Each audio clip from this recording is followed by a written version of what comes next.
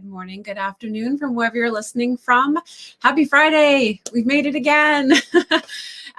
Welcome to She Rocks. I am your host, Amy Vaughn. I'm also the CEO of this amazing organization called Together Digital that is the largest group of women in digital and digital adjacent fields in the country. If you're not familiar with our organization, I highly encourage you to check us out. We have great conversations like this every single day in our Slack community and our virtual peer circles and events like this.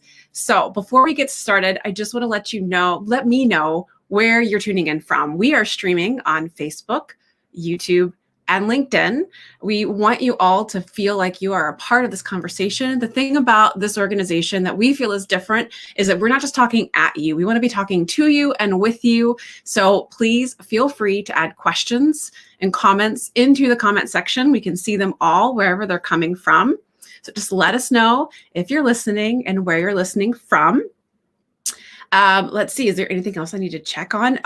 Actually, before we get into the fun and the nitty-gritty of talking about TikTok for your brands and some great strategies, I also want to encourage all of you to check out an upcoming virtual summit that we have called Power Moves. It's talking a lot about leadership, tech, and money for Women X. This last year has been a significantly difficult year for women in their career, especially. I'm not going to share the numbers with you because you probably already know them.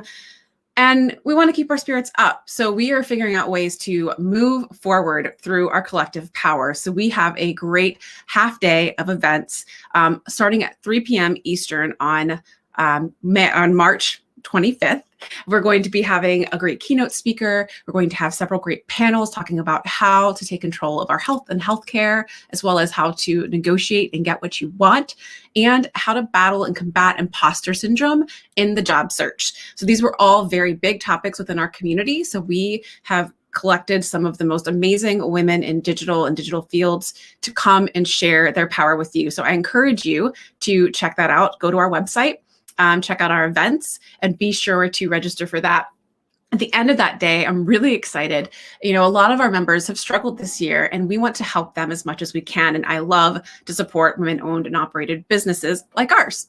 So we are also doing a raffle and a giveaway of several handmade items that are made by our members. And then we're going to do a happy hour at the end of the day. That's going to be a Shop the Sisterhood happy hour. And we're going to just peruse and hear from these amazing makers, these women who are part of our organization, to share the things that they make. So be sure to register for that.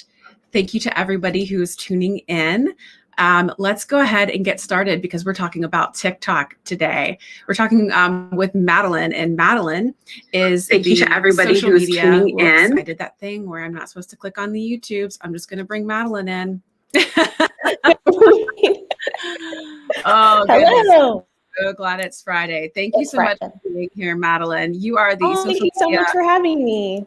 Manager at the Pacific Aquarium. So it's morning there where you are. So thank you for showing up and being here early in your day with us. I know, I posted this this event earlier in the week, and the questions about TikTok just came pouring in, because here's the thing. I think TikTok, to me at least, is like the happiest rabbit hole you could ever fall down, right? It's one of those things where it's been such a fun, like a joyful platform. And I know that brands are anxious and hungry to figure out how and where do we fit in? And when you got introduced to me, it was through a fellow member, and I was just so impressed with how you were able to take, this aquarium from basically to you and your boss, as you said, as followers on TikTok, to over 1 million and in a very short amount of time. And so today, Madeline is going to be sharing with all of you some of the tips and strategies and things like that she's been able to employ to really take off and create some awareness around not just your brand, but also your mission and your company's values. So thank you again so much for being with us today. Of course. Thank you so much for having me. Thank you. This is going to be so much fun. We talk about TikTok forever. So right. This is a great way to start off my Friday. So I'll get started. I have some slides to show. Hello, everybody. Thank you so much for tuning in. Like Amy said, my name is Madeline. I am the social media coordinator here at the Aquarium of the Pacific. And I've been at the aquarium now for about 5 years. Can you guys see my slides okay? Yeah, you're up. We get started. All right, cool. And so, yeah, we had a really incredible year on TikTok. It was the highlight of 2020 for me and I think several other people here at our organization. So I'm excited to talk to you about it today. So why TikTok? The growth on there was incredible. Like Amy said, we had 2 followers in early January. By March 6, 2020, we had 160 TikTok followers, and today we have 1.3 million. And at that point, when we had first started getting active on the app, 49% of TikTok's user base was not on Instagram. That's likely different now, but we were really excited to tap into this new audience. Like I said, the growth is phenomenal. It's unlike anything I've ever seen before. And I want to talk to you a little bit about our results some more. So like I said, less than a year, our following from 2, which was myself and my boss, to 1.3 million. We've received over 100 million views on our videos, 20 million likes. And if you're anything like me, or at least how I was a year ago, I would say, how the heck did you do that? And it really had to do with a couple things. So part of it was timing, jumping on the bandwagon pretty early and connecting with TikTok directly, I think was definitely beneficial for us. And I don't think it's too late. Even though we're a year in now, I think there's still room for everybody to hop on and grow their platform there. Also participating in trends, choosing what trends made sense for us to participate in on the app. User engagement, responding to comments, kind of playing along with the humorous tone that comments tend to have on TikTok, and also replying to comments with video and kind of creating a very conversational space. And then our Learn on TikTok initiative. So we partnered with TikTok to create 5 videos a week, which was 160 featuring educational content in 3 different phases. So that was from May to December, and we used the Learn on TikTok hashtag. So yeah, I was very busy creating content. That's a lot of content. That's amazing. But and like I said, it's really fun. Yeah, for a second though, can you, for those who are relatively new to TikTok, I think, do you feel like compared to the other social media platforms that how is engagement different? Not from the consumers, but for you all, like you're saying that you're replying with more content, you're replying to feedback and engagement with content. Do you feel like that's a different approach or a different strategy you've taken with TikTok? Yeah, definitely. It's a lot more conversational versus, as an aquarium somewhere like Instagram, Facebook, we're really providing a lot of information and kind of answering questions versus this conversation on TikTok is a lot more playful. And like I said, it's more humorous. So we're hopping in there. It's really fun to communicate with our TikTok audience. They're really funny. So they inspire me definitely. And yeah, it's much more of a conversation and yeah, totally. It's really fun. So we had our Learn on TikTok initiative, and then our partnership with TikTok has continued. So we were able to, as a nonprofit, we were able to utilize their donation button as of late winter or early-ish winter, I suppose. And then our partnership has continued into this year with our new TikTok Live every Tuesday at 3 p.m. for 8 weeks. We have about 3 weeks left. We are featured on a live stream. So last week we did otters. This coming week we're going to do jellies, and that's 3 p.m. Pacific time on Tuesdays. So if you're able to tune in and join me while I laugh while my coworkers explain to me what jellies do and how they're amazing, please join me. It's very fun. Oh, there we go. Okay, so I would like to share some videos, and I hope you can hear them. We didn't test this, but if not, I will talk over them. And these are our highest performing, some of our highest performing TikToks from this past year. So this first one, let me know if you can hear that. No, but that's okay. No? You can talk over it. Give us some commentary. So this was our largest or highest performing video. And Harp is screaming in my ear right now. So Arcane is. But so this was a fun video reply. In the very beginning of this video, you might have seen that we replied to a comment, and this was our highest performing video of all time. So it has over 12 million views. It was duetted across the entire app, and it just kind of blew up. And now our sea lions have their own fan club, which I'm also a part of that fan club because they're my favorite animal we have here at the aquarium. This second one was our first kind of big viral hit. It was previous to the last one I showed you. And it features Godzilla, who is our giant Pacific octopus, doing his Kraken enrichment. And I specifically wanted to bring this one up because I'll talk about best practices soon. But I misspelled mussels in the very beginning of this because I'm so reliant on autocorrect in Instagram stories or other places I'm creating. So just a reminder to double check, make sure before you hit send that everything is spelled correctly, because it'll drive you crazy when your video is at 6 million views and you have a typo in the first. Don't worry. I think we've all been there at some point. We live and we learn. I used to work on the Pringles social media account. It was a very different time because the Facebook API was very different. And I thought it would be really fun to engage people to say, how many words can you come up with from the word Pringles? And at the time we had over 7 million followers. Like, our post got massive engagement because everything was very organic. And I forgot there's a certain part you can spell with that. So I'm like, look at all these comments, look at all this engagement. And it's just like penis.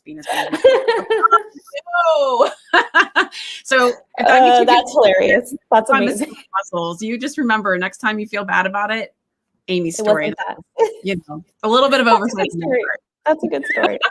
I love that. That's and so this next video is one of our latest, highest performing videos. Is 6 million views.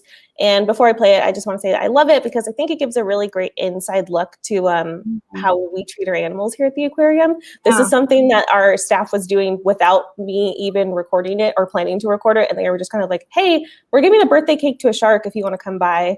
So it was Fern's birthday late last month. And I just love the interaction here.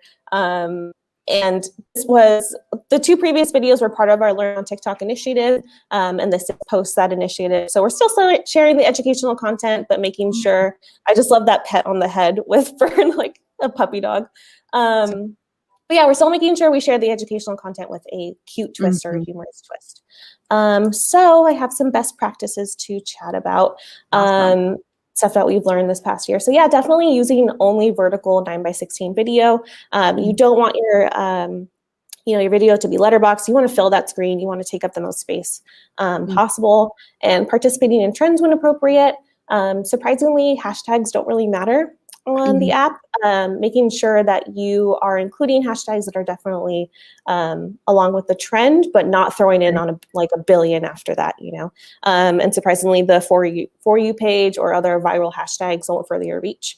And keeping your caption short and sweet. This is something that I definitely had to learn, because your video caption will take up probably the lower third of your video. So you want to make sure anything you have on the screen is above that third. And the longer caption is, the higher up it's going to go. So keeping that in mind. That's true. Yeah, because it intrudes on the content. Do you actually know, like, is there like an ideal number of characters there that you normally work within? Not to get so granular, but I know. No, you know what? I don't think I've ever really looked into that. But I just try and keep in mind, short and sweet, to the point. and any like additional captioning goes into the actual video text. And then for do you use anything in particular for tracking trends or understanding and knowing what relevant trends might be out there for you? Yeah, I think I talk about that on the next slide. And that just by using the app generally as a personal user, that is I'll skip over the other stuff really, because obviously posting often consistently, shareable content. I always share this later article because I think it's a great place to start if you really need an in-depth deep dive. But my best advice for creating for TikTok is to use the app, because you'll quickly discover TikTok it's an entirely different world with the trends, with the way you create videos, with the way you watch the content and interact. It's totally different. And yeah, definitely learning those trends, brainstorming the ways they can work for you. Editing in-app is a nightmare. It's not great, but it is definitely something I've gotten a lot better at over time. And obviously making sure you secure your handle. But yeah, my number one tip is definitely use the app personally, because I don't believe you can create really for an app that you're not using as a user yourself. True. So it's like I said, it's really fun. I learned so much on TikTok. My husband has gotten really into it too. He'll be like, oh, I watched this TikTok about how we're supposed to stretch our knees a certain way. And there's a lot of really great educational content on there. So that is cool. So yeah, I think, it does seem interesting because I think like what we look at personally, but then also how we think about it for brands. Would you say that education, not just for something like an aquarium? I mean, I'm even thinking, I don't know if people are listening that are working for nonprofits. What other opportunities, do you feel like there are other opportunities outside of education, or do you think education kind of is where it's at for TikTok and brands? No, I think there's definitely room for everyone there. And I think as long as you're storytelling in some capacity, no matter what, I think your content will do really, really well, and keep at it, obviously. But there's an opportunity for everyone to go viral there. I mean, I'm sure you've heard, someone will post a video 6 months ago and suddenly it'll get 1 million views. Right. It did okay when we first posted it. Maybe it got, in the 50,000. And I'm so spoiled by TikTok now because I say like, it did okay. It got 50,000 views, Right. But yeah, there's an opportunity to go viral 6 months later, a year later, who knows? So I definitely think as long as you're storytelling and you are, that app really appreciates the transparency and the realness, the side of brands that, we don't necessarily get to see on other platforms. So definitely room for everything. That's cool. On the note of viral, really quickly, before you go to the next slide, we did have a question from Corey that came in. He was talking about how nature accounts are, really well managed on TikTok, and they're super viral friendly. How do you communicate the ROI of viral content? Good question. I think it's the numbers really speak for themselves. If we are fairly new to the platform like anyone else. So when we see something blow up, the way it does, it just means it's doing well. And we have seen that turnover into other areas. Like it was our best year on social yet. Right. It trickled over. Definitely saw trickle over into Instagram and other places. And every time that we go live on our Tuesday, we shut down our website. It gets overloaded. So we're definitely seeing that that user base interact and want to continue their relationship with us further, which is really cool. And that's actually, I think that's it for my slides, but I'm happy to chat more about anything and everything. But here's where you can find the Aquarium of the Pacific is at Aquarium Pacific on pretty much everything. And then if you'd like to reach out to me, I'm on Twitter and LinkedIn professionally. And I will stop sharing my screen now. Yeah. I'm back. Hello. Now I can see you. This feels better.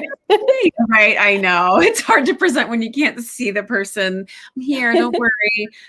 That's amazing. That's so much fun. I know we had lots of questions come in from members even before this. Like I said, folks have been really excited about this. Carlene also had a follow-up question because it occurred to me too. Like I'm sure that some of the ROI you all have seen is in fundraising, as you're not probably seeing because of COVID the same amount of attendance, at the aquarium. So donations is probably another really good key indicator. How has TikTok helped you raise money, do you feel? Yeah, so being able to utilize, our donation button came with a partnership in this hashtag called Giving Season. And that launched, I believe, Giving Tuesday. And yeah, it's been great that the TikTok audience is so giving and so supportive. We have people saying, I only can donate $1, I can only donate $5, and it adds up, and every little bit counts. And as a nonprofit who has, faced a really difficult year, anything counts. So we are so grateful to TikTok to be able to have another platform to fundraise on.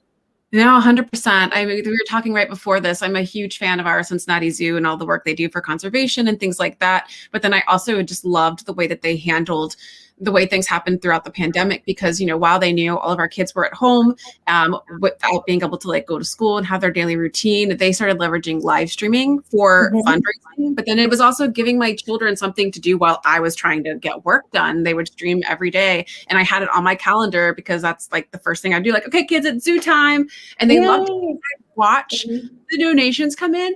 They were getting $10,000 per stream. It's just amazing. But, when you get a bunch of animal lovers and suckers like me, it's all You're going to help like educate and keep my kids busy so I can keep doing my job. Heck yeah, I'm going to give you a couple bucks. No problem. Yeah, we can keep educating. We can keep, feeding our otters. It's great. We're so lucky to be able to fundraise on an additional platform. And I will say, shout out to our online academy. We're live Monday, Wednesdays, and Fridays at 9 a.m. and 10 a.m. With free educational content. So check it out on our YouTube channel. Yeah.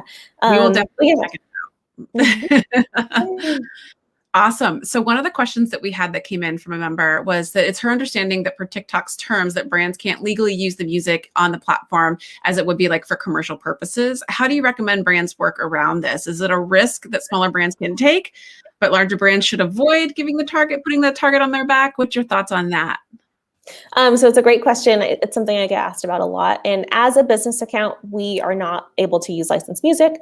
And I don't believe it's worth the risk personally. Your videos can be removed. And, if you build your following on hundreds of videos that end up being taken down, that's a lot of work for a really big bummer. And I used to view this, and maybe I do still sometimes, as like a huge roadblock to participating in those trends, but we definitely work around it. We'll participate in the trend and not the music, use a commercial sound that maybe kind of fits the vibe still, but isn't the same great song that we know and love. And yeah, we usually, if the music is so, integral to the trend, we will just skip it or try and go on a trend that maybe focuses on a user-generated sound. So we can definitely still use those as a business. It's just that commercial music. I think with it, I think there's definitely ways to work around it. Right. Be creative. Don't get yourself in trouble so you have your video taken. Exactly. Not worth getting in trouble over. Another member had a question about a business profile and how that limits the sound. Oh, wait, the sound you can use because of copyright. I think we already just addressed that one. Never mind. Yeah, definitely limiting, but like I said, there's still, we did it with, we grew how we grew with without the ability to participate in every single trend. And I definitely think there's room for that. Yeah. Casey has a couple of good questions that definitely came to mind as you were talking for me. Is how long does it on average take for you to create, edit, and text, all of the aquarium TikTok? Because it's one more channel. And so as we're trying to advocate one for the platform to see if it's suitable for our brands and for our consumers, we also have to think about the implications on our workload. So I'm kind of curious, I know that Casey is too, as to what that looks like. Yeah. So in the beginning, when I was, not creating 5 videos a week, it would take me hour or more to actually sit down and edit it. Because like I said, the editing part of TikTok is not the most user-friendly, but as you get used to it, you become user-friendly to it. So it really just depends on your comfortability with the app. I will say sometimes I'll use like an outside program like Adobe Premiere. Rush is really great because it's really great to edit in vertical video. So I'll use that time to time. And that kind of speeds up the editing process for me. But it is time consuming and definitely a little annoying in the beginning, but the return is so worth it. So I definitely think if you can carve out that time to create on your own and kind of feel it out before creating for your business, then it's definitely worth the time.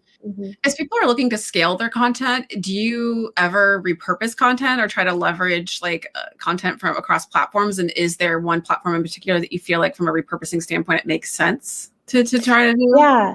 So I guess I was really lucky, and when Instagram story became a thing, I always shot first and then edited. So I would never, shoot and edit an app and then save with Instagram stories, stickers or text or anything like that. So I had a lot of vertical content to begin with, which was great, and it still comes in handy. Something that I shared years ago, I still have it saved in my phone.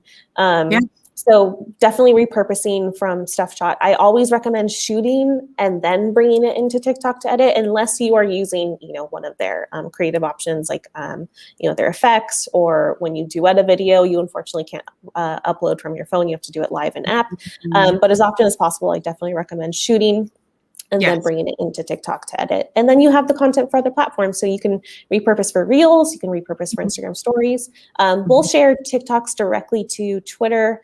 Sometimes Instagram stories, it's not my favorite, but that is a timing thing. If I can't recreate it for Reels or stories natively, then I'll just throw up the TikTok. And yeah, there's definitely, I think, room to spread the love over all TikTok all over the internet. Right. Yeah, no, that's great. I have seen that where people will cross post and cross share. I just wasn't sure if that was like a good experience. And if you see like engagement that's worthwhile, so it doesn't feel like a shortcut, it still feels like a good use of your time. Yeah, frustratingly, the TikTok logo is on everything that you save. So I don't recommend uploading to Reels, but I think Instagram stories where, it's a 24-hour, there, and you can direct them to your TikTok. And we definitely do get great engagement when we share our TikToks on Twitter and Instagram stories. Great. Yeah, because again, it's just making them aware too that you're available on multiple platforms, so it'll get you more followers. That makes a lot of sense. That's actually really smart. As you're kind of trying to build up your TikTok audience, I imagine like cross-promoting the fact that you have a TikTok, because not every brand does, or every company does. It's a great way to create some awareness. Casey also wanted to know if you've taken a step back from any other social media platforms to focus more on TikTok. Yeah, I mean, just in general, obviously, like it's our highest followed account at this point by far. So it's deserving of a lot of our attention. Right. So our other accounts, we have taken, just a step back in general, but we're still trying to find ways every single day to repurpose that content, share it even further. But yeah, it's time consuming. TikTok's very time consuming because not only are you sharing the video, we're continuing the conversation in the comments because there's opportunities in the comments itself. I don't think I touched on this really, to go viral on its own. So, if you might open up the comments on a video and see a comment has 17,000 likes on it. Wow. And just from a user, and so there's an opportunity to continue that conversation, even That's smart. That's smart. So leverage the engagement to inspire further content, like you said earlier. I think, and I know not everybody was maybe on when you shared your best practices. Maybe we'll share that one more time, that slide up towards the very end. But yeah, I think that's really, really smart. I mean, I don't know if it makes sense on all social media platforms, but it definitely seems to make sense on TikTok. We had another question that kind of goes into sort of the time it takes to plan and create. How do you plan and create an editorial calendar for something like this? Knowing it's like a little bit visionary and a little bit planned. I mean, I've been there with Twitter. I know that Twitter could be that way, depending on how you leverage it from a strategic standpoint. Yeah, so just based on how this year has gone so far and last year went, we're kind of just rolling with it, I'll be honest. It's kind of just, I shoot pretty much every single day. I gather content, and then I can sit down at my desk and say, okay, what do I have today? Or what do I know is coming up? There's obviously days or conservation days you want to jump on as an aquarium. So there's that aspect of it, but a lot of it, I'll be honest, is just kind of, I have this cute video of an otter. I got to share it. I got to post it today. So there's a lot of that. And on top of that, there is, a little bit of planning, but it is kind of, we're rolling with it. I'll be honest. That's great. It's working for you though. It's working for you. I think that there is a benefit and a value, at least from my experience, because I was a part of the Downey team, and we were called the Always On team, and we were always kind of planning content and also trying to be on top of topics, trends, engagements to create that viral content. And you have to leave room for just the spontaneity, because that's what people are flexible. That's what people are there for. They're there for the fun things that, are unexpected and delightful. I don't know that they're there for that kind of canned content. So if anything, maybe just like shake off that notion that you have to everything has to be rigid and planned and scheduled. It sounds like you, by really just looking and listening to your audience and knowing what excites them, what inspires them, what makes them happy, it makes it so easy to say, we need to post and share. That's great. I love it. This makes me just want to I haven't been on TikTok in a few weeks. I definitely went through my first initial phase of like I said, just falling into the happiest rabbit hole I'd ever fallen into. And then I've really been too inspired by how some brands have taken it. And I think the ones that have been most successful, to your point and credit, were things like Ocean Spray, where they found where people were leveraging and sharing the joy of their brand. And then playing it back for them. So I think, if you're looking for maybe a place for your brand to start, maybe just start looking to see where and how people are using your brand or product or service, and see if there's already some inspiration out there for you. Because even if you're not on TikTok yet, you never know. That's great. Yeah, that's fantastic. What other questions do we have? Let's see. We had another one on, we talked a little bit about this. I don't know if you want to expound upon it more, but how do you determine which trends to jump on? I think really like, it sounded like you said listening. And Yeah, lots seeing, of listening, right? feeling it out. You kind of just, we see a trend and we're like, does this make sense for us to participate in? Obviously the sound aspect is part of it too. And how are we able to jump on this quick enough that it makes sense? So is this, if this is going to take a lot of planning and, days of shooting or, and, lots and lots of time, and by the time we do all this work, is it really going to be worth it? Because in 3 days, it'll be something else. So it's just kind of how quick can we jump on it? Does it make sense for us? And ultimately, what's the return there? That's great. That's awesome. So give us a little bit of backstory about how you all went about on getting onto TikTok. Was it a struggle for you to kind of advocate to say like, we should be here? Was it like an easy sell-in internally? It was pretty easy. So we kind of snuck in under the radar and just kind of started posting and feeling it out. Well, truly, I spent all of January 2020 probably using the app personally myself, just kind of feeling it out and seeing what it's like. And from that point, when I felt comfortable enough to start creating, I met with my manager and we discussed like, okay, it's a new platform. It's going to be really different. We have to create just for it, but let's throw a couple videos up there and see what happens. Right. So we did, and sometime in early March, TikTok actually reached out to us and wanted to know how they could, best support us on the platform. At that point, it was, it's crazy to think that in March 2020, it was really just a different world on there. It was a lot more of the dancing and the, and the kind of, I don't know, just not so serious content. Not that our content is serious, but less educational content. So we definitely wanted to get in there and share our educational content, but learning how to do that on a completely different platform. So it was a slow start. And then we were hit with this, Learn on TikTok initiative, which was incredible. And we were creating 5 videos a week and just fully dove in. Do you think that was part of it? Lucretia just asked this question. I think it is a great question. Do you think that the daily, weekly trends kind of helped with the exposures and followers, kind of creating that? Okay, you're not necessarily planning every piece of content out, but you do sort of pick a frequency and a cadence to share. Yeah, definitely. I think you're, if you are sharing more often, it just gives you the ability to reach more people. And, we kind of hook them with, the cute videos or the humorous videos or the videos that follow the trends. And then we're like, hey, if you care about this animal, here's their conservation story. Here's how you can help them.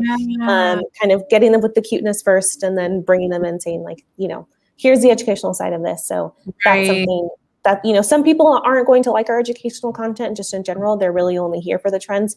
So we want to, make sure we're staying mission-based with our videos, but also reaching that further audience. Yeah. So is that kind of your strategy as far as like a funnel goes for TikTok, is sort of like hoping to capture those who want to be educated and then potentially support, donate, visit, things like that? Is that sort of, okay. Definitely. Yeah. Visitation is huge for us. That's kind of our go-to for social media. So we want to show, what it's like to be here at the aquarium, especially last year when you couldn't visit and then when you could only visit outside, which we're currently outdoors only right now.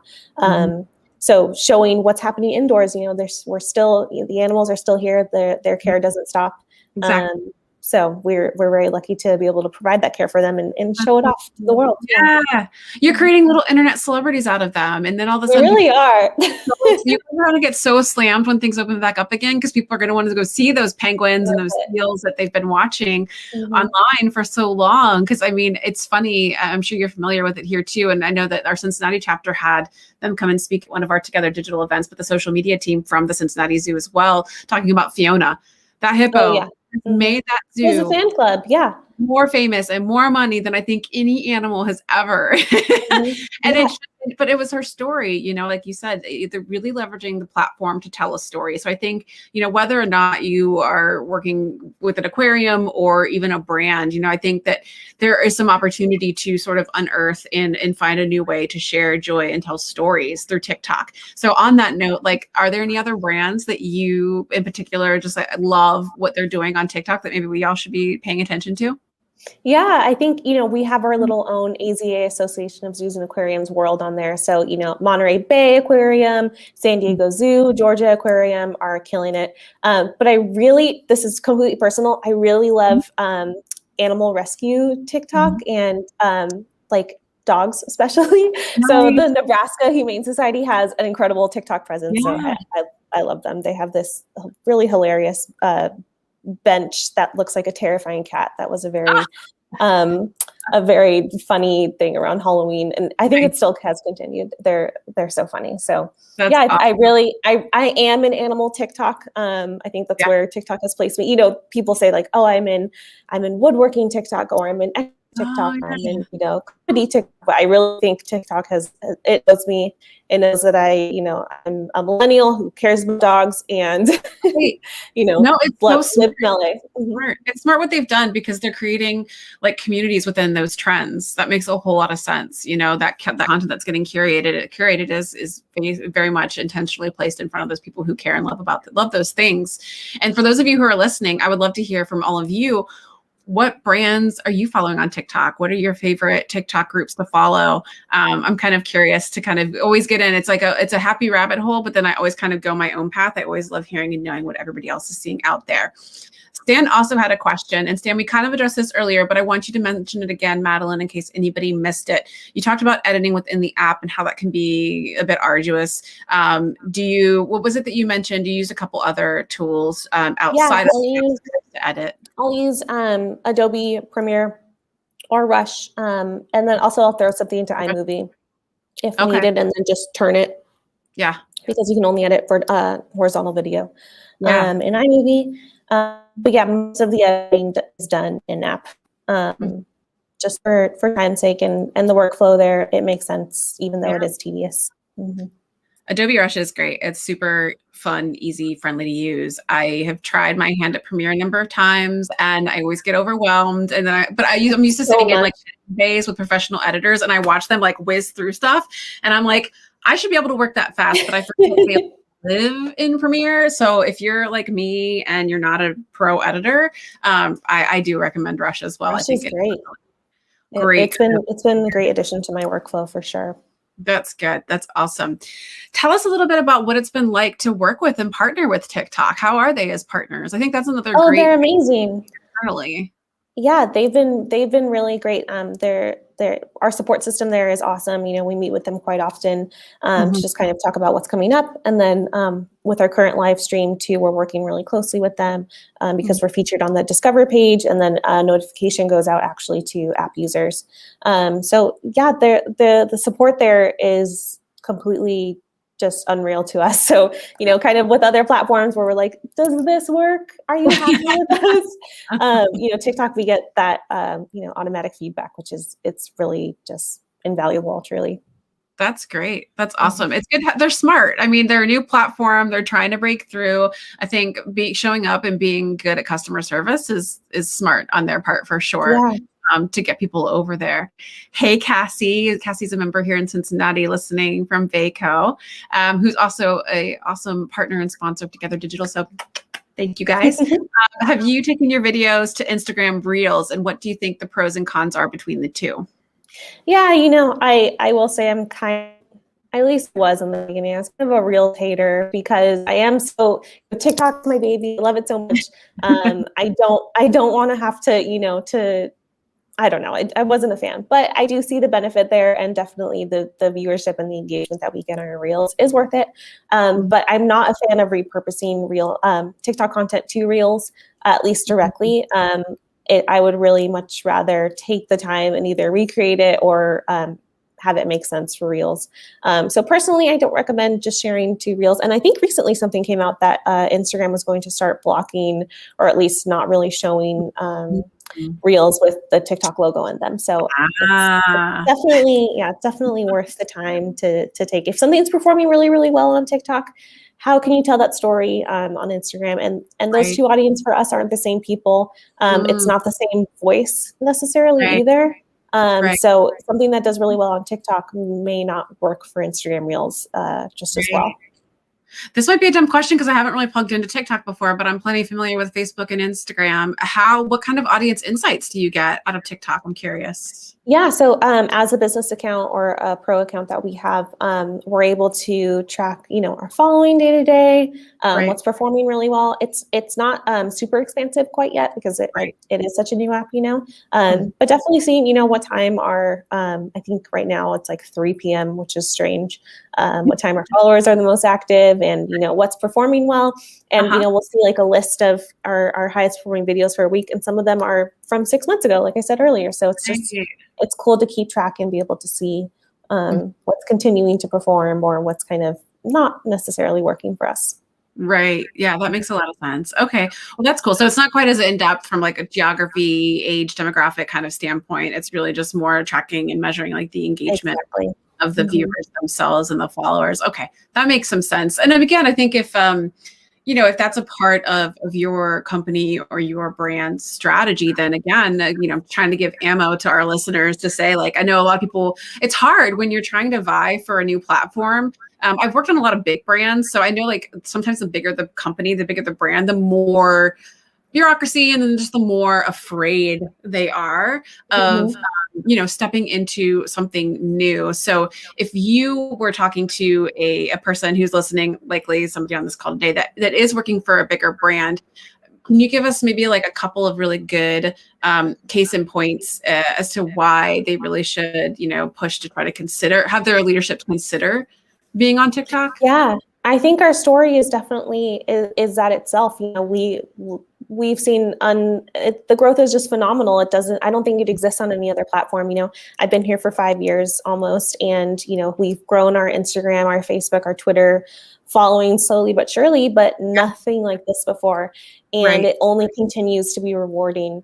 So I definitely think that in itself, there's just so much room to grow so quickly and maintain the growth at the same time that I don't see why not. I don't see why everyone should be on. Exactly. Lots of eyeballs, and it's only going to continue. It's only getting better. So there's luckily a lot of trust with our social media team here that, we said, we have this new app. We're going to do this. Bye. Luckily, it's definitely worth it. But yeah, definitely the numbers speak for themselves, I think. Definitely. Oh, I was going to say, bringing forward case studies. And, I used to always throw out to a lot of my like P&G clients is test and learn. Like there's so much, like, what if you have to lose if you just put a little bit into it and you're using the best practices, which you did a great job of outlining for us earlier. I think that makes it a little bit less scary to try. It's like, oh, well, we'll try it. And if it doesn't work, and then you're like, but I know it's going to work. I know it's going to work. It's going to work. You're going to have a lot of fun doing it. But yeah, it doesn't hurt to, throw a video up there once in a while and just feel it out. And if it, slowly but surely becomes part of your routine, then great. Yeah. Shout out to Anne, who's listening from South Africa. Hello. That's so cool. I love it. And then we had another question in from Angela that I think is, a very thoughtful question for businesses that don't have a lot of visual or cute content, like a service industry, et cetera. Do you see a place for them on TikTok? Yeah, definitely. If you can creatively tell your story with a humorous twist, I think there's room for everything. I know the Ryanair account has recently blown up because they've been able to use trends and different. They're hilarious. So I think as long as you have someone on your team who can kind of tell the stories in a really funny way, there's definitely room for you there. Yeah. So it seems like the tone for TikTok is absolutely like joyful, humorous, fun. I think like maybe a little bit behind the scenes tends to be doing really well as well. But yeah, the definite tone overall is joy. And I think every single person who's listening right now who probably is on TikTok personally, you feel that. You feel that on. And that's why I think it has taken off so well, especially during this time. Because I think about like Vine and all these other platforms that have kind of like come and gone that are short form video. I guess that is another question for you. Like, do you think it's the timing? Do you think it's the platform? Is it a mix of both? Is to like, I do think about stuff like Vine, and it was like, we thought it was the next big thing, and even Periscope, and then it was like gone. Yeah. And now here's TikTok. and it's just like through the roof. What do you think? Yeah, What do you think? well, That? even before TikTok, video has been king for quite some time now, and being able to story tell through video, this just kind of streamlines it and makes it really easy and digestible, and you end up wanting more the more you scroll. It's really, it's kind of addicting when you just keep scrolling and scrolling and scrolling. But yeah, I think it's here to stay. I don't, I was a huge Vine fan, and in every other place, but I don't think this growth and this, just cultural, just absorption of TikTok is going anywhere anytime soon. So yeah, they're doing something right. I do think it could be too a little bit of like, I think doesn't it kind of roll into the next, like, so as soon as you start watching it, like seamlessly rolls into the next video. Whereas if I remember Vines, you kind of had to go through more to get to each video. There's no autoplay. Yeah, you still have to scroll. There's no autoplay, which is something that I am advocating for because I am lazy and I want to just set it and just show me everything the app has to offer, please. But you want to scroll. You want to see what's next. I want to watch a video and I want to click the comments and I want to read what other people are saying. I want to see where this conversation goes. I want to click on the sound and see what other people have done with the same sound. So it's not only, you continuing to watch videos, it's you continuing to engage with this one video and see how far it has reached and it can take you. And like I said, there's even more, sometimes there's even funnier comments than the actual video is funny. So, sometimes I'll watch a video and I'm like, oh, that's cute. And then open up the comments and just crack up because Red's being so ridiculous and hilarious. So. So fun, and that's so awesome. Oh, that's so great. Well, thank you so much for giving all of your tips and advice and sharing the story of everything that you're doing. I hope you all go and follow the Pacific Aquarium. Do you want to bring up your slide again that had some of your contact? Yeah, I'd love to. And connect with you if you have other questions. I'm sure that if you reach out, Madeline's been so generous with her time. I know you're busy TikToking all day, but she's always to share, or answer any other questions that you have. In the meantime, don't mind my kitten. Hi, kitty. Oh. She usually never makes an appearance during a She Rocks. That's a first. I have to. Do you have her on screen? Because I'm like, I need to see this. You want to see her? Hold on. Yeah, I want to see her. Don't mind my browser window. She's shy. She's camera shy. I have a sea lion here. I have a sea lion on screen. Oh, she ran. She's like so scared. Oh, that's okay. Tiniest little kitten. She's not going to be famous anytime soon. I promise. I chased her for a half second. She's like, "What are you doing? Don't do that." That's the story there. The story is that she doesn't want to be TikTok famous, but she's going to be. So I know, right? Yeah, she's a tiny cat with a whole lot of attitude. So on that I love note, it. I know some animals like that too, especially here at the aquarium. They're so fun. So yeah, the aquarium is at Aquarium Pacific at pretty much every platform except for Facebook. We're Aquarium of the Pacific, and you can always reach out to me. I am on Twitter at Madeline J. Walden. My LinkedIn is there, and yeah, shoot me an email if you ever want to talk about TikTok. I could, like I said, talk about it forever. I could go on and on. So, and I hope to see you on the platform soon, and we can engage back and forth, and we can make each other laugh. Definitely. Yes. Thank you so much, Madeline. This was really like inspirational and informational and helpful. I hope all of you thought so as you were watching. Again, reach out if you have questions for her. Yeah, Carrie, I'm working for an HVAC. That's got to be a fun challenge, but I feel like there could be some fun content that could come from that group. I agree. I'm sure you have some very funny stories and fun things that you could talk about. So like I said, there's room for everybody. I can't wait to see you on there.